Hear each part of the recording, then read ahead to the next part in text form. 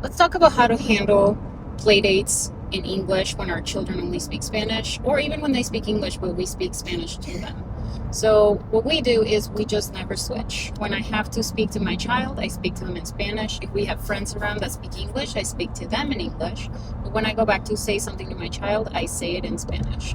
If there is any need to translate something my child said, if they're not speaking English yet, I help bridge that. I look at the other person or the other child and I say it.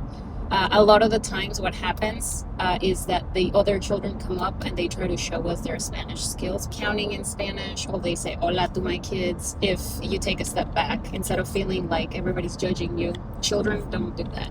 And they actually want to learn and they're curious. So although we have had a couple of, what did you just say, at the park when my children didn't speak English yet?